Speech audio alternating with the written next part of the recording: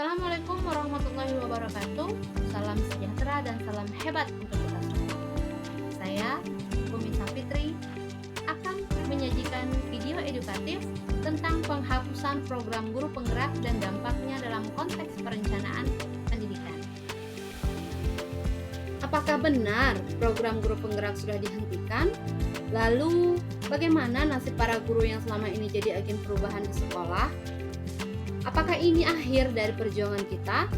Teman-teman, mari kita bahas bersama mengapa program ini dihentikan, apa dampaknya, dan apa langkah kita selanjutnya. Karena pendidikan tidak bisa dimatikan hanya karena sebuah program yang diakhiri. Dan tentunya ini akan berpengaruh besar pada perencanaan pendidikan di sekolah kita. Program Guru Penggerak atau PGP adalah inisiatif Kemendikbudristek sejak tahun 2020. Dan tujuannya berdasarkan Kemendikbudristek nomor 26 tahun 2022 adalah mencetak guru pemimpin pembelajaran yang berpihak pada murid, reflektif, kolaboratif, dan inovatif. Guru penggerak bukan hanya guru yang hebat dalam mengajar, tetapi juga pemimpin pembelajaran yang mampu menginspirasi rekan sejawat, menggerakkan komunitas pendidikan, mewujudkan merdeka belajar, dan menjadi bagian dari transformasi pendidikan nasional. Tapi, pada tahun 2024, program ini dihentikan. Mengapa? Jadi berdasarkan peraturan Mendikbudristek nomor 12 tahun 2024, alasannya antara lain, yang pertama, reorientasi anggaran nasional. Yang kedua, evaluasi efektivitas program di daerah.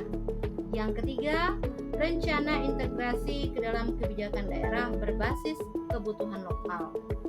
Dan penghentian program guru penggerak ini dilakukan oleh Kemendikbudristek melalui siaran pers, yaitu pada tahun 2024. Meskipun program pendidikan guru penggerak telah dihapuskan berdasarkan dengan regulasi dari pemerintah, namun sebagai pendidik semestinya kita selalu berkeinginan yang kuat agar bisa merencanakan pendidikan yang inovatif, yang kolaboratif, yang reflektif. Jadi kepala sekolah, guru, maupun instansi-instansi terkait semestinya selalu memikirkan tentang konsep bahwa pendidikan itu menuntun segala kekuatan kodrat yang ada pada anak-anak agar mereka sebagai manusia dan sebagai anggota masyarakat dapat mencapai keselamatan dan kebahagiaan yang setinggi-tingginya. Jadi berlandaskan dari pemikiran, konsepsi, keteladanan, dan sikap hidup Ki Hajar Dewantara, maka kita semestinya dapat merancang langkah-langkah perencanaan pendidikan yang kontekstual, kolaboratif dan berkarakter, dan tentunya relate dan bersumber dari Kemendikbudristek pada tahun 2023, Panduan Kurikulum Merdeka pada tahun 2022, dan UNESCO Digital Learning Report pada tahun 2021. Langkah yang pertama yaitu guru sebagai pembelajar sepanjang hayat. Komunitas memperkuat refleksi dan kolaborasi.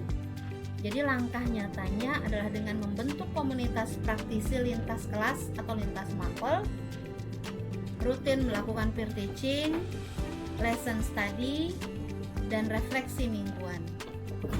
Yang kedua, rancang kurikulum berbasis konteks lokal. Mengapa penting? Anak belajar lebih bermakna jika materi terhubung dengan realitasnya. Membangun kecintaan terhadap lingkungan dan identitas lokal. Langkah nyatanya, sesuaikan konten ajar dengan budaya kearifan lokal, potensi daerah, serta gunakan metode PJBL berbasis isu lokal. Langkah yang ketiga, optimalkan teknologi digital untuk inovasi belajar. Mengapa penting? Memperluas akses dan fleksibilitas pembelajaran dapat meningkatkan literasi digital guru dan siswa. Langkah nyatanya adalah dengan menggunakan media-media interaktif dan aktual seperti Google Workspace, LMS lokal, dan media-media yang interaktif dan aktual lainnya, tentunya berbasis digital. Kolaborasi dengan sekolah lintas melalui media sosial pendidikan. Langkah selanjutnya dengan melibatkan masyarakat dalam ekosistem pendidikan. Mengapa penting? Karena sekolah sebagai bagian dari komunitas, bukan entitas terpisah.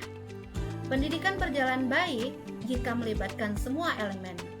Langkah nyatanya, libatkan orang tua, pelaku usaha, tokoh adat, dan pemuda dalam proyek sekolah.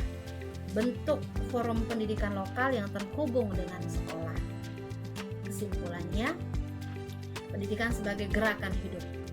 Ki Hajar Dewantara mengajarkan bahwa pendidikan sejati tidak hanya terjadi di kelas, melainkan melalui hidup bersama, saling asah, asih, dan asuh.